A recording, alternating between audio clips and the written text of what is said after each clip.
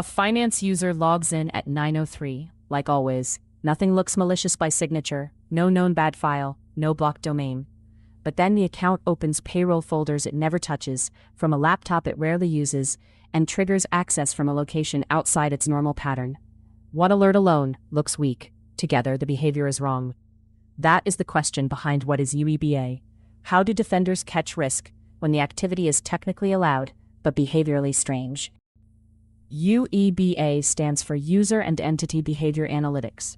Plain English, it learns what normal looks like for people, devices, servers, service accounts, and applications, then flags meaningful changes.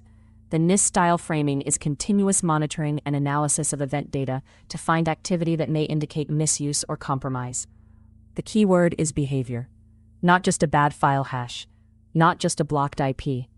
UEBA asks, is this normal for this user, this device, this service account, at this time, from this place, touching this data? A beginner can remember it this way. UEBA is a behavior radar for accounts and systems. Before UEBA, SOC teams relied heavily on rules, signatures, and static thresholds. Those still matter, but they struggle with valid credentials and authorized tools. If a real employee account accesses a real file share, there may be no simple signature to fire. If a service account starts touching a new server, it may look like routine administration. Insider threat and account takeover live in that gray zone. The action may be permitted, but the pattern is wrong. Analysts used to stitch this together by hand. Logins, VPN, endpoint, identity, cloud, file access. UEBA automates much of that pattern work and raises risk when behavior stops matching history. UEBA starts with data. It pulls events from identity systems, endpoints, servers, network logs, cloud platforms, email, and business apps.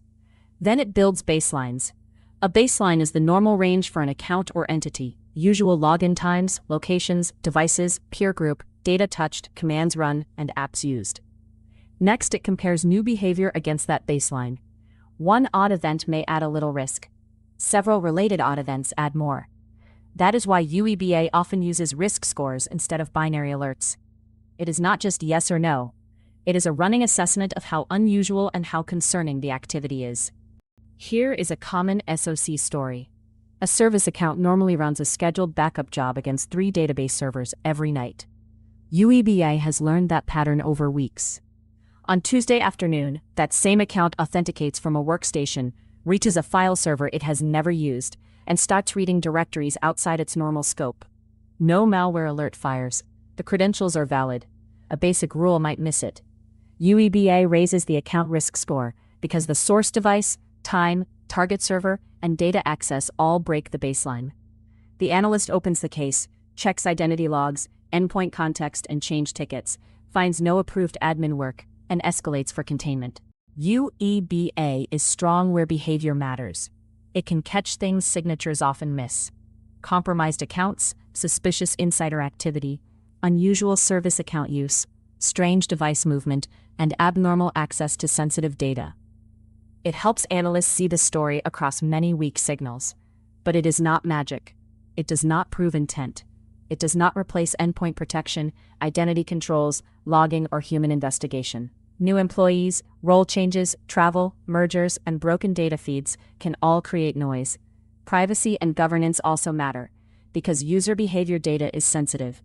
Treat UEBA as decision support, high-value context, risk scoring, and prioritization, not a final verdict machine. Think of UEBA as an analytics layer in the defensive stack. The SIEM collects and searches security events. UEBA uses many of those same events to learn behavior and calculate risk. Identity systems add account details, groups, roles, and authentication context. Endpoint and network tools add device and connection context. SOAR, if used, can route cases, enrich them, or trigger approved response steps. In many teams, UEBA findings land back in the SIEM as risk events or notable alerts. The best setups cross-reference both ways. SIEM rules give concrete detections, while UEBA raises the priority when the behavior around those detections looks abnormal. If you are starting with UEBA, do not try to model everything on day one.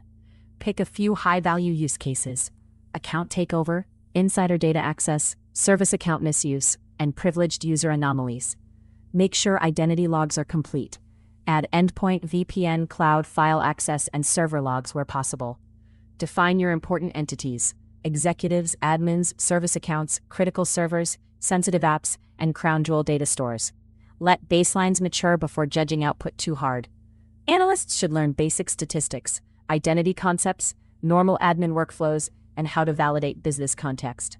Track outcomes: true positives, false positives, time saved, and cases where UEBA changed the priority. Quick recap in 3 beats.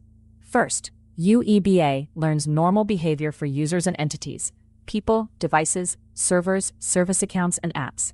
Second, it flags meaningful deviations, especially where signatures struggle, like insider risk and account takeover. Third, it usually works with risk scores, not simple yes or no alerts, so analysts can prioritize the cases that deserve attention. UEBA is not a replacement for the rest of the stack. It is a way to connect weak signals into a stronger story. If this helped, subscribe. A new Security Tools Decoded episode drops daily, along with the daily ranked CVE brief on this channel.